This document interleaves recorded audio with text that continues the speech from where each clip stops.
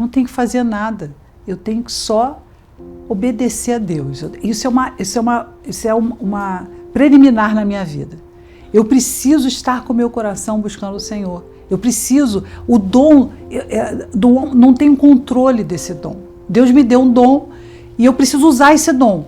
Então, se eu não estiver usando, se estiver guardando na gaveta, aí eu começo a ficar triste, desanimada.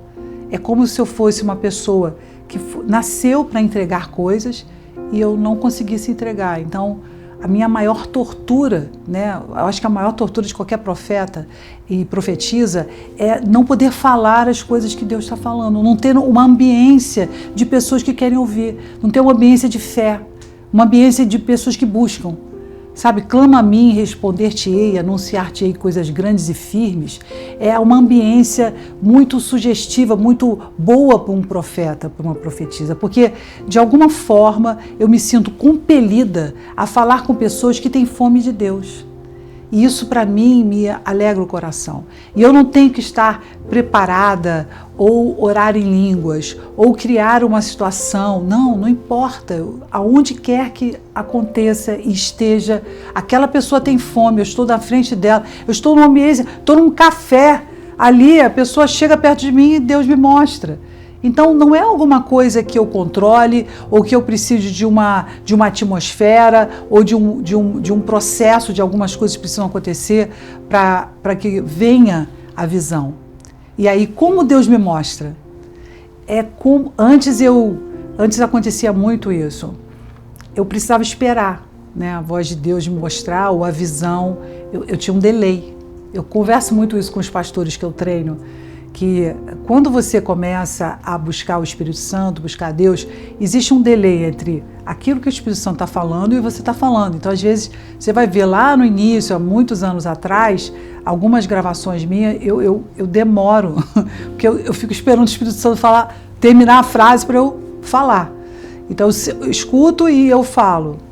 E aí, à medida que o tempo foi passando, eu fui treinando. Sabe quando você já conhece a pessoa tanto que você já sabe o que ela vai falar e você vai deixando ela tomar a sua visão e você começa a aceitar sem nenhum tipo de crivo, nenhum tipo de tolimento.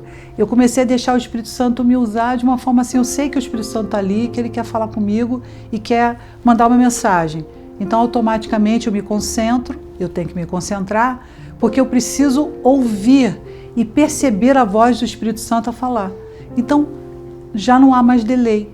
Eu vou falando e eu não quero saber o que o Espírito Santo vai falar.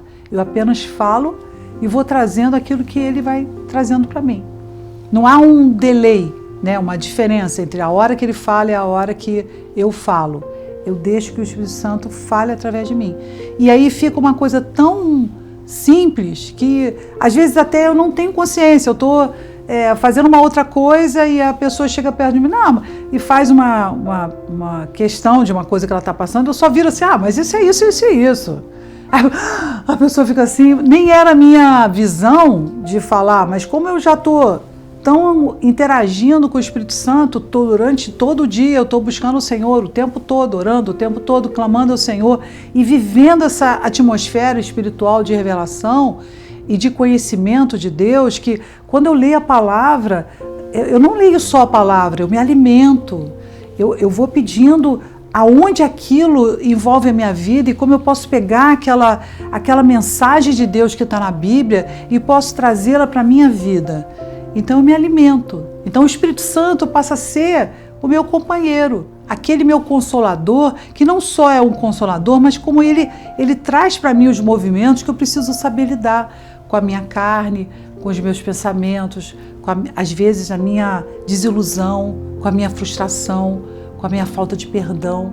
Imagina como eu entristeço o Espírito Santo quando eu não perdoo alguém, ou quando eu deixo aquilo entrar no meu coração, eu fico pensando e repensando o tempo todo, quando alguém me magoa profundamente. Mas eu sinto isso, às vezes eu estou chateada.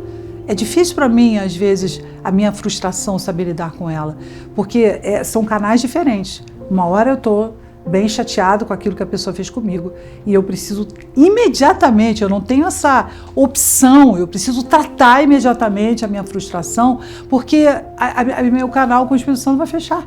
Ele não tem voz quando eu estou cheia de mim mesma e cheia das minhas frustrações. Então, o meu trabalho é igual a canoa havaiana que eu faço. Eu adoro muito esporte e uma das coisas que eu gosto muito e amo, sou apaixonada, é canoa havaiana. Quando está cheio de água dentro da canoa, você tem que pegar um balde e você tem que tirar, senão a canoa vai afundando. Então eu vejo isso como uma percepção espiritual. Se você quer ser uma pessoa que deixa o Espírito Santo trabalhar na sua vida, você tem que ficar tirando o tempo todo de dentro da tua canoa toda a frustração, toda a ideia de que você não vai conseguir, ou a mágoa que as pessoas fazem com você por uma questão da sua canoa estar boiando. Ou seja, o teu relacionamento com Deus precisa estar vivo e você precisa tomar a ação, a decisão de tirar essa água o tempo todo, para não afundar, para não deixar que os seus pensamentos, a sua carnalidade, a sua percepção sobre o mundo, ou o mundo como te perceba, leve você para o fundo da sua falta de esperança, da sua emoção, daquilo que não se controla, de uma ambiência de total caos espiritual.